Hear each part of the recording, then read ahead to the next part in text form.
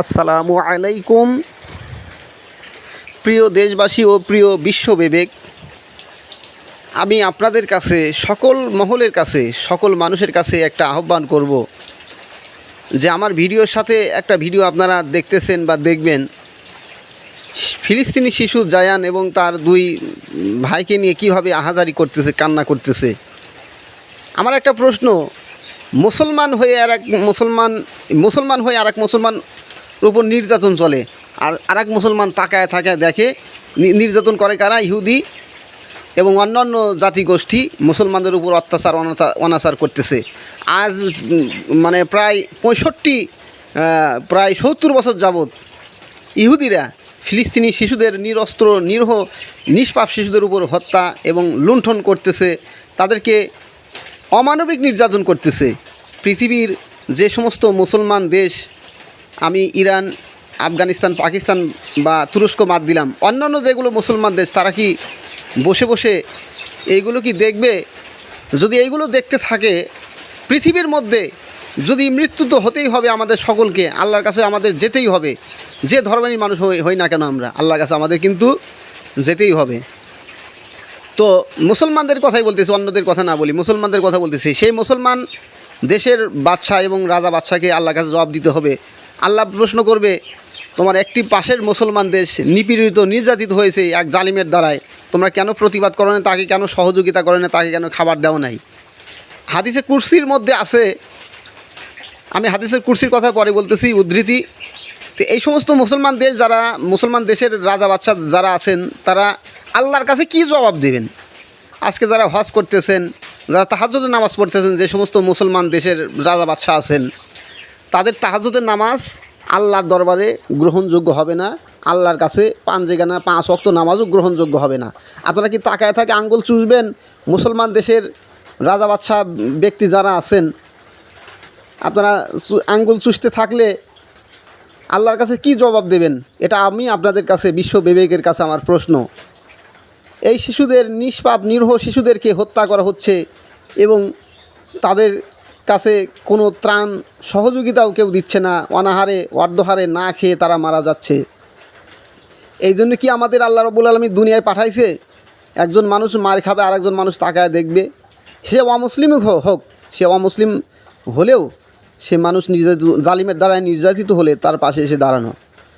কিন্তু আমাদের মুসলমান দেশ আর এক মুসলমান ফিলিস্তিনির উপর, ফিলিস্তিনি নিরপরাধ শিশুরা যেরকম অনাহারে হাহাজারি করতেছে, সেদিকে তাকায় আর এক মুসলমান দেশের প্রেসিডেন্ট বা প্রধানমন্ত্রী তাকায় দেখতেছে।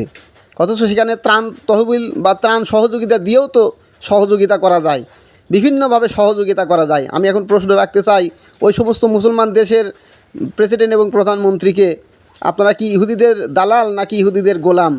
মেহেরবানি করে একটু আমি যেহেতু বাংলাদেশের মানুষ, মেহেরবানি করে একটু কমেন্টস করে জানাবেন।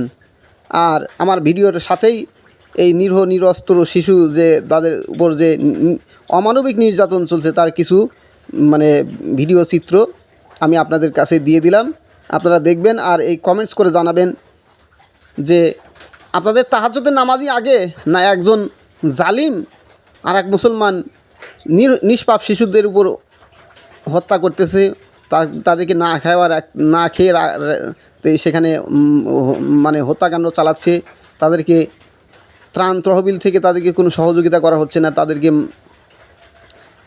পিটিয়ে রাস্তার ভিতর ফেলে যাওয়া হচ্ছে। তাদের বাবা মার কে কোথায় আছে সেই সন্ধানও তারা পাচ্ছে না, খুঁজে পাচ্ছে না। তার কারণ হচ্ছে যে ইসরায়েলি জঙ্গি বাহিনী ফিলিস্তিনি নিরীহ মানুষদের উপর যেভাবে হত্যাকাণ্ড চালাচ্ছে, তাতে করে তাদের কার কোন শিশু সেটাও তারা বাবা মা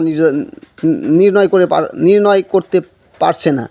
কারণ শুধু হত্যাকাণ্ডই করছে না তারা, ইসরায়েলি জঙ্গি বাহিনী তাদেরকে হত্যা করে তাদেরকে বিভিন্ন নদ নদীতে ফেলে দেওয়া হচ্ছে, এই রিপোর্টও আছে।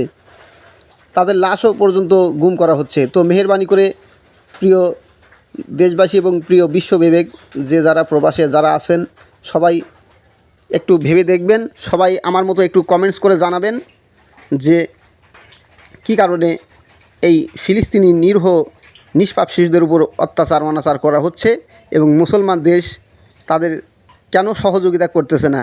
বিশ্বের প্রায় অনেক মুসলমান দেশ আছে, মেহেরবানি করে তাদের পাশে যদি দাঁড়ানো যেত তাহলে ফিলিস্তিনি মুসলমান অনাশয়ে তারা প্রত্যেক দিন আল্লাহর 12টি মাস তারা সুস্থ এবং সাবলীলভাবে তারা চলাফেরা করতে পারত, খেতে পারত, তাদের কর্মসংস্থান হতো এবং ইসরায়েল হামলাও বন্ধ করতে পারত। তো মেহেরবানি করে আপনারা যে যা পারেন কমেন্টসে করবেন এবং ভিডিও চিত্রগুলো আপনারা দেখবেন আমার ভিডিওর পাশে। তো এখানে অনেক কথা হলো, ভুল ত্রুটি হলে মাফ করবেন। আমরা এক মুসলমান বিপদে বলে আরেক মুসলমান পাশে দাঁড়াবো, অমুসলিম বিপদে বলে তার পাশেও দাঁড়াবো, কিন্তু আমাদের এক মুসলমান ভাই বিপদগ্রস্ত হলে আমরা আরেক মুসলমান ভাই তার পাশে গিয়ে দাঁড়াবো এবং তাদেরকে সহযোগিতা করব। সহযোগিতার বিভিন্ন মাধ্যম আছে, অর্থ দিয়ে, খাদ্য দিয়ে, বস্ত্র দিয়ে, ভালোবাসা দিয়ে, কথা দিয়ে বিভিন্নভাবে সহযোগিতা করা যায়। মেহেরবানি করে এই কাজটি আপনারা সবাই করবেন এবং ফিলিস্তিনি মুসলমানদের পাশে দাঁড়াবেন, যে যা পারেন বিভিন্নভাবে আপনারা সহযোগিতা করবেন। সামাজিক মাধ্যমে কেউ বসে থাকবেন না, সুযোগ পেলেই এরকম ভিডিও আপনারা তুলে ধরবেন। ধন্যবাদ প্রিয় বিশ্ববিবেক এবং প্রিয় দেশবাসী। আসসালামু আলাইকুম, ধন্যবাদ।